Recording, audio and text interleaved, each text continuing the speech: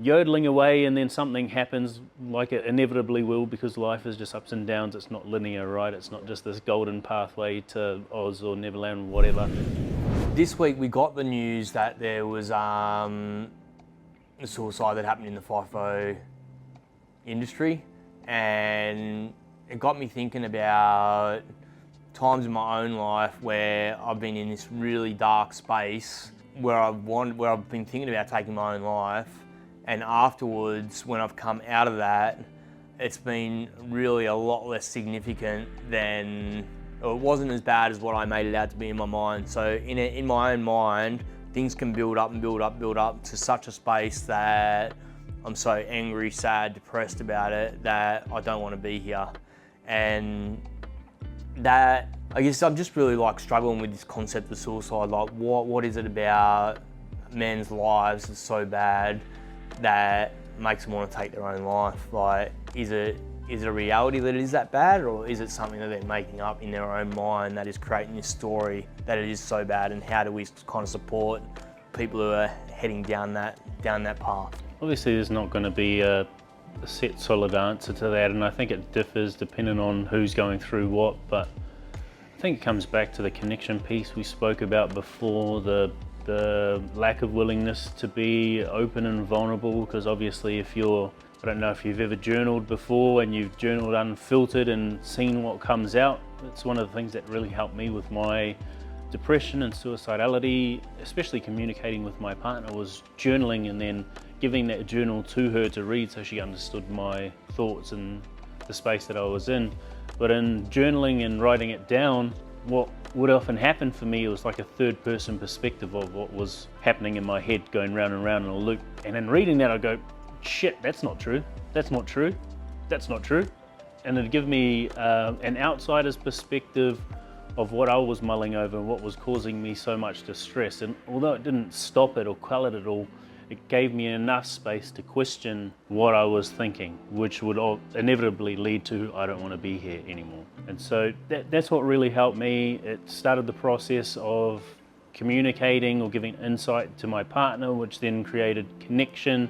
And now we just have that relationship where I can be very open with her and she can hold that space for me to be like deeply vulnerable. And I think that's what a lot of people are missing, is just that first step. It's like knowing the first step to take. Oh man, I'm judging myself. Oh, is my partner gonna think I'm weak, or is my parent gonna think I'm weak? If you know what the first step is, you take it, you have that third person perspective of what you're struggling with. Usually that creates enough space to go, ooh, I wanna change this, that's not true. What do I do next? Yeah, I've actually been working one-on-one with Peter Slocum, and I've had some real challenges in the last year myself with these thoughts of suicidality. Like, you know, I really struggled when I went to, can't even think of the town that I went to now, when I went away to site to do the memorial walk.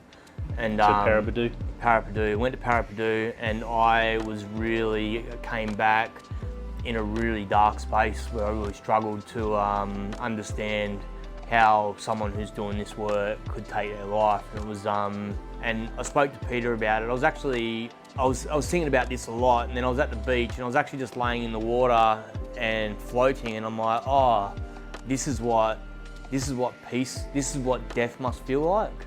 It's peaceful.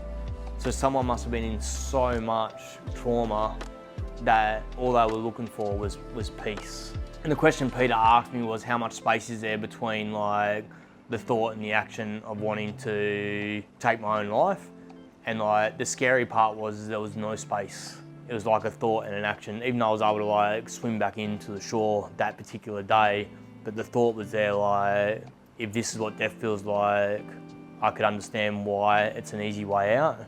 So yeah, it's really challenging to be in this space and then to have those thoughts, because then you kind of think, am I worthy of doing this work? That's the story that comes up, right? If I have this darkness and these challenges in my own life, am I worthy of actually delivering this content? Then on the flip side, like, it makes me like the perfect person to deliver it, right? Because I'm living it. I think that's the trap that people fall into when you've been depressed, when you've had these thoughts of ending it all, is that we fall into the trap of, okay, cool, if I work through this problem, it's going to be good.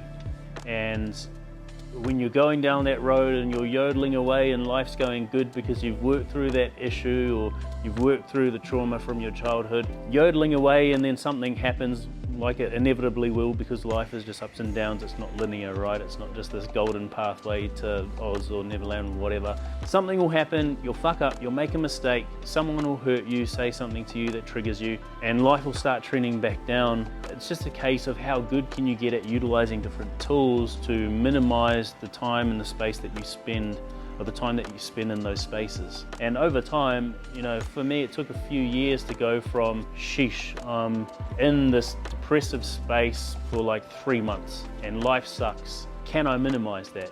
And I eventually did come down to like a month to a week, and then now it's at a space where if I hit those patches, it's a day at most, usually like 6 hours, and I can be open with my partner and we have conversations, and she'll recommend stuff that I've said, hey, when I'm in this space, these are things to recommend for me to go and do. And I can't fight that because I've literally asked her to tell me that. Yeah, it's interesting. Bryn talks about having roots in the ground, and like, instead of like when the breeze comes along in a storm, if a tree's got shallow roots, it gets knocked over. If a tree's got like a deep set of roots, it's kind of going to sway and then come back very quickly. And that, I think that analogy kind of wraps up what you were just talking about.